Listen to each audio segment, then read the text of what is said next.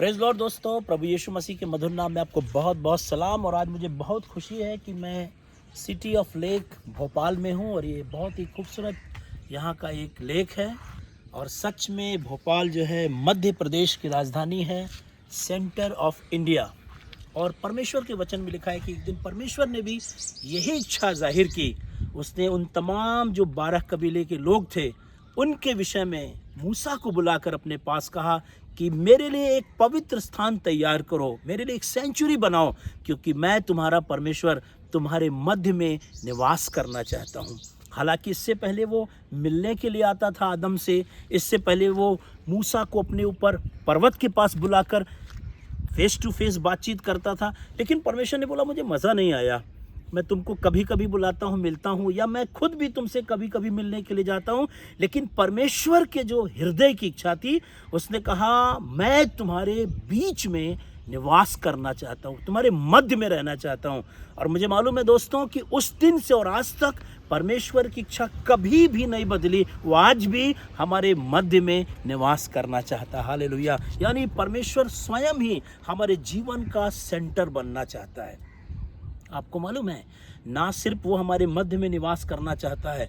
आप याद करिए, जब प्रभु यीशु मसीह एक वचन के रूप में देहधारी हुआ, वो लोगों के घर गया, वो पतरस के घर गया, वो बैतनिया में मार्था और मरियम के घर गया, वो बहुत से लोगों के घर पर्सनली जाके विजिट किया, अपने रिश्तेदारों के घर गया, शादी में भी गया एक दिन गलील के काना नाम शहर में।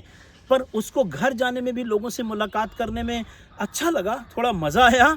लेकिन एक दिन परमेश्वर ने प्लान किया कि मैं सिर्फ मध्य में निवास नहीं करना चाहता, मैं तुम्हारे अंदर निवास करना चाहता हूँ। हमारे जो शरीर का सेंटर वो हमारा हृदय है, हमारा दिल है। और हम धन्यवाद करते हैं हमारा परमेश्वर का वचन कहता है, क्या तुम नहीं जानते कि तुम परमेश्वर का मंदिर हो और परमेश्वर का आत्मा तुम्हारे अंदर निवास करता है। तो खुशी की बात यह है, ना सिर्फ परमेश्वर हमारे मध्य में निवास करता है, बल्कि हमारे हृदय के अंदर निवास करता है। हालेलुया। आज भोपाल की राजधानी, ये भोपाल जो मध्य प्रदेश की राजधानी है, वहाँ से मैं आपको यही संदेश देना चाहता हूँ कि आपके परमेश्वर के जो हृदय की लालसा है वो हमेशा आपके साथ रहना चाहता है। और वो कहा भी, मैं तुम्हारे हृदय के अंदर निवास करूँगा।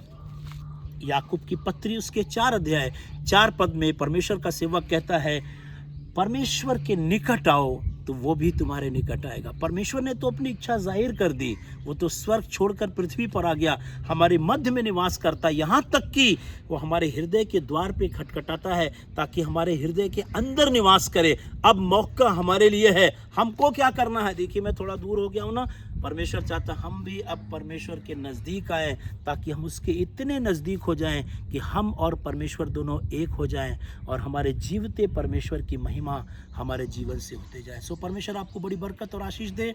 फिर कहना चाहता हूँ, ये परमेश्वर के दिल की इच्छा है कि वो आपको अपने बहुत करीब रखे। और मैं चाहता हूँ इस मौके को हाथ से ना जाने दीजिए, आप भी उसके करीब आ जाइए। जिस तरीके से एक दिन उड़ाऊ पुत्र ने कहा, अब बहुत हो गया, अब मैं उठ करके अपने पिता के पास जाऊंगा। मैं मिस कर रहा था उस फेलोशिप को, मैं मिस कर रहा था उस खाने को, मैं मिस कर रहा था उस कपड़े को, मैं मिस कर रहा था उस अंगूठी को, मैं मिस कर रहा था उस जूते को, मैं मिस कर रहा था उस फैमिली को। I want to come back to my father. आज खुदा बाप यही चाहता है कि आप जहाँ कहीं भी हो, उठिए, आज कहिए मैं भी उठ के खुदा के पास जाऊंगा। और जैसे आप अपना कदम बढ़ाएंगे, लिखा है वो दूर ही था कि उसका पिता जा करके उसको पकड़ लिया, बहुत चूमा। आप दूर से ही खुदा को दिखाई दे जाएंगे। हालेलुया। हो सकता भी आपने अपनी यात्रा इंदौर से शुरू की हो सकता भी आपने मंदसौर से अपनी यात्रा शुरू की हो सकता भी आपने अपनी यात्रा उज्जैन से शुरू की हो सकता भी आपने अपनी यात्रा बैतूल से शुरू की हो सकता है आपने अपनी यात्रा बैरागढ़ से शुरू की हो। उठिए तो, आइए तो, जब आप उसके करीब आएंगे वो पहचान लेगा और आपको फिर से गले लगा लेगा और बहुत बरकत और आशीष देगा। खुदा आपको बहुत बरकत दे। मैं तेरा परमेश्वर तेरे मध्य में निवास करना चाहता हूँ। God bless you.